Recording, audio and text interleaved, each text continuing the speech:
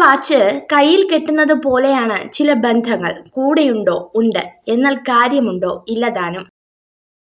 സമ്പത്തിന്റെ പിന്നാലെ മാത്രം പോകുമ്പോൾ നഷ്ടപ്പെട്ടു പോകുന്ന ഒന്നുണ്ട്: സമാധാനം. ഒരു നുണ മറയ്ക്കാൻ മറ്റൊരു നുണ പറയുമ്പോൾ ഒരിക്കലും തിരിച്ചു വരാതെ പോകുന്ന ഒന്നുണ്ട്: വിശ്വാസം. ഇവ രണ്ടും നഷ്ടപ്പെടാതെ നോക്കണം. ഒരിക്കൽ നഷ്ടപ്പെട്ടാൽ പിന്നീട് അതിനൊന്നും ഒരു പുനർജന്മവുമില്ല. വിജയികളുടെ കഥകൾ വായിക്കരുത്. അതിൽ നിന്നും നിങ്ങൾക്ക് സന്ദേശം മാത്രമേ ലഭിക്കുകയുള്ളൂ. പരാജിതരുടെ കഥകൾ വായിക്കുക. നിങ്ങൾക്ക് വിജയിക്കാനുള്ള പ്രചോദനം ലഭിക്കും. എല്ലായ്പ്പോഴും മനുഷ്യൻ വിധിയെ കുറ്റപ്പെടുത്തുന്നു. എന്നാൽ യഥാർത്ഥത്തിൽ തെറ്റുകളുടെയും അഭിനിവേശത്തിന്റെയും ബലഹീനതയുടെയും പ്രതിനിധിയാണ് അവന്റെ ജീവിതം. ചില ബന്ധങ്ങൾ അതിരുകടന്നാൽ അവസാനം ഒരുപാട് വേദനകൾ നമുക്ക് സമ്മാനിക്കും. പക്ഷെ അതിനൊരിക്കലും അവരെ കുറ്റപ്പെടുത്തരുത്. കാരണം നമ്മൾ തന്നെയാണ് അതിനുള്ള അവസരം നൽകിയത്.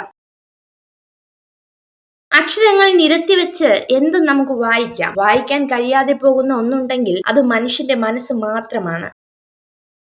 മറ്റെല്ലാവരും നിങ്ങളുടെ മുഖത്തെ പുഞ്ചിരിയിൽ വിശ്വസിക്കുമ്പോൾ കണ്ണുകളിലെ വേദന കാണുന്നവനാണ് യഥാർത്ഥ സുഹൃത്ത്. നിങ്ങൾ കേൾക്കാൻ ആഗ്രഹിക്കാത്തപ്പോൾ പോലും നിങ്ങളോട് അവർ സത്യം മാത്രമേ പറയുന്നുള്ളൂ.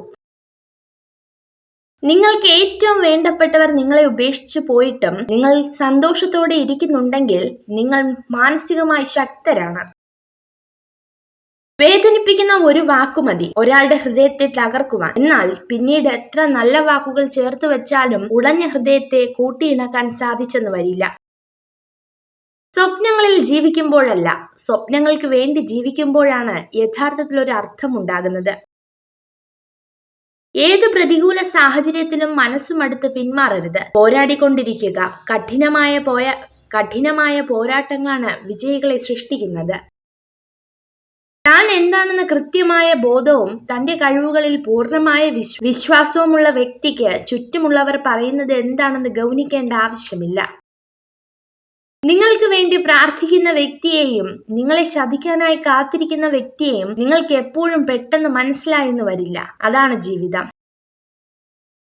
ചതിക്കുന്ന സ്ത്രീകളെ രണ്ടു കാര്യങ്ങളിലൂടെ തിരിച്ചറിയാൻ കഴിയും. നിങ്ങൾക്ക് വളരെ നിസ്സാരമായി തോന്നുന്ന കാര്യങ്ങളിൽ അവർ കരയും. നിങ്ങൾക്ക് വളരെ നിസ്സാരമായി പരിക്കുപറ്റിയാൽ വിശ്വസിക്കാനാവാത്ത വിധം ആശങ്കപ്പെടും. രണ്ട് നാവുള്ള വിഷപ്പാമ്പിനേക്കാൾ അപകടകാരിയാണ് ഒരു നാവുകൊണ്ട് രണ്ടു തരത്തിൽ സംസാരിക്കുന്ന മനുഷ്യർ. നിങ്ങൾ ഈ വീഡിയോ കണ്ടതിന് നന്ദി.